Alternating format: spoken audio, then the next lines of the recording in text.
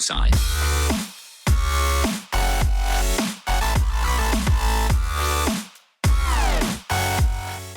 What's up guys, it's me Tower Rocks and welcome back to another episode of my Wrestlemania card predictions. This is of course episode number 2. And before we get into the episode, first of all I want to thank you guys so much for the support on the first episode. It was absolutely amazing. If you could drop a like and comment on this video again, it would be very much appreciated and shows me that you want to see more of those card predictions. And of course, drop in the comments which cards you want to see, which cards you think could get a Wrestlemania card. And secondly, I know the stats have been a bit high. Somebody's pointed that out.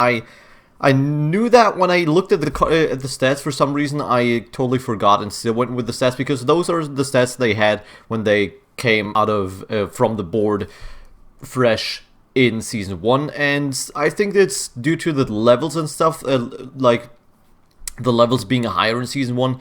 Because of that, the stats have just been a bit higher, and if you just look at them as fully leveled cards, I think it's more accurate. So it might be around the region of a WrestleMania card fully leveled. So if you take the stats for that, for the first episode as fully leveled cards, and we're gonna go with the completely unleveled cards for that one, because I adjusted the stats. That should be more accurate. Of course, could be still like 100 off or something, but it should be definitely more accurate in general.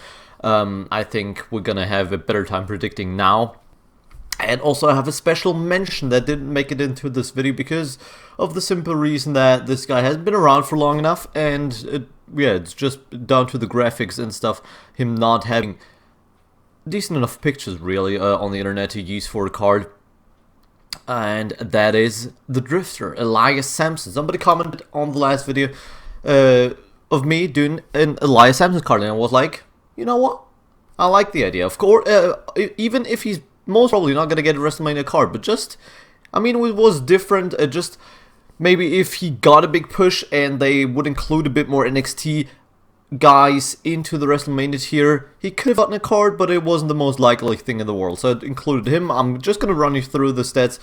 I just would have called his finisher the Snap Neck Breaker for now. I don't think it has a name so far. It could be like the, I don't know, the Drift, whatever. I have no fucking idea. Made him proc in power and speed. Power, I mean, obviously he's a pretty bulky guy, and like for his size and for how strong he looks, I think he's quite fast. That's why I went with speed, and he's quite agile as well. I made him in down arrow just because it really, you can't tell, you can go off pretty much anything what arrow you should make him. I thought, why not make him a down arrow just because. And power 1033, 1008 toughness, 1026 speed, and 1011 charisma.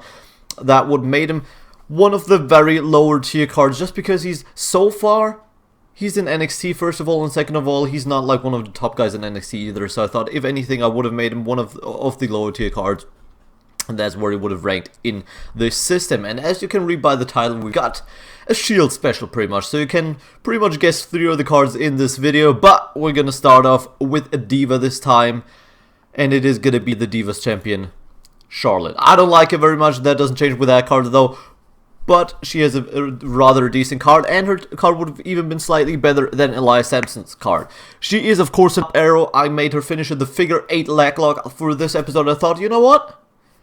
Whoever pointed it out in the last episode that with the finishers, fuck the game. Fuck the fact who they put in as, or what they put in as their finisher. I'm just gonna use what I think their finisher should be, and for Charlotte it should definitely be the figure 8 leg lock. Whether they're able to put that in an animation or not, I don't give a damn. Of course, she procs in power toughness. That makes her stats 1036 in power, 1030 in toughness, so slightly higher power. Her next best stat is the 1018 charisma and the 1014 speed, so very decent Diva card, and probably still the best Diva in the game, I would imagine. Coming up to the next card, we start off with the Shield. We start off with the Architect, the former World Heavyweight Champion, the former United States Champion. That's why he got his belts with him. Seth Rollins, the man. Of course, the proc is the pedigree in that one. On that one, they got it pretty much right, in my opinion. Speed and charisma is what he procs in, and he is in right arrow. Again, there's nothing new to us, as his card exists already in the game, which will be the theme with every single card we cover in this episode. There will not be any new cards that we have not seen before. So if you want to see any of those, like cards that have not been seen before, that maybe should get a high tier card, drop them in the comments down below. for like just something like the Kalisto, for example, or the Big E, who had like low tier cards but not high tier cards. Going into stats, 1025 power is his weakest stat, 1032 toughness, 1075 speed is best stat, and then 1061 charisma. And if we go into the next card, which is the second the card after that. So let's get into the next card. First of all, Intercontinental Champion, the Lunatic Fringe. It is none other than Dean motherfucking Ambrose. Procs with the dirty deeds in toughness and speed. One of the few guys in I think that doesn't proc at speed and charisma or power and toughness, because that's like the most likely proc. After that is real power and charisma, and by far just a very few toughness and speed. Him and Kofi is the only ones that come to my head straight away.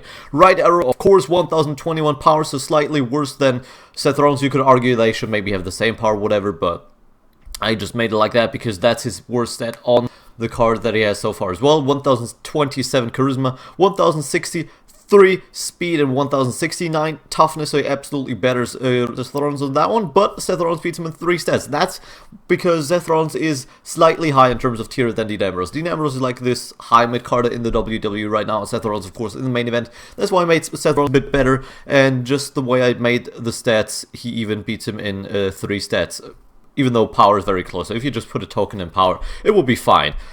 And the third card, the last Shield member, of course, is going to be Roman Reigns, the former World Heavyweight Champion as well. And he doesn't have a belt with him, though. But if you now compare the stats between Seth Rollins and Roman Reigns, you can see something that Cat Daddy and Supercard likes to do quite a lot. I put Seth Rollins and Roman Reigns on the a tied on the total stat because I think they are in a similar spot if you compare them in WWE. Just both in the main event title race, pretty much.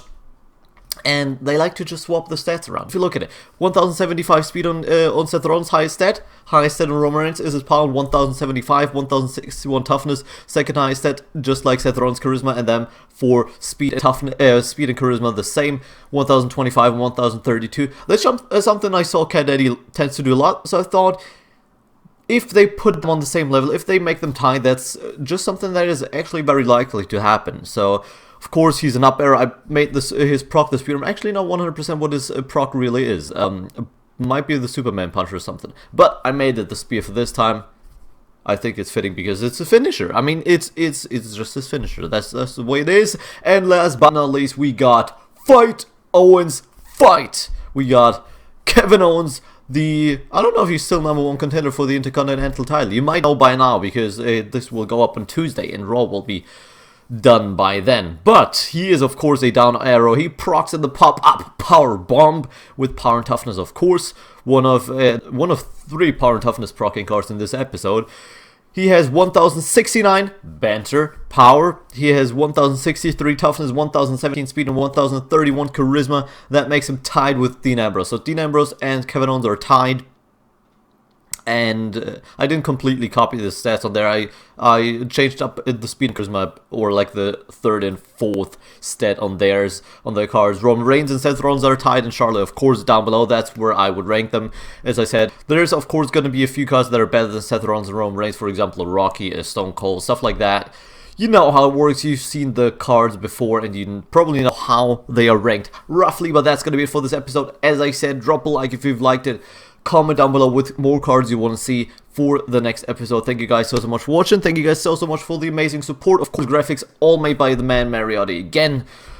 And that's going to be it for this video. Hope you have enjoyed it. I'm out for that one. Have a good one, and peace!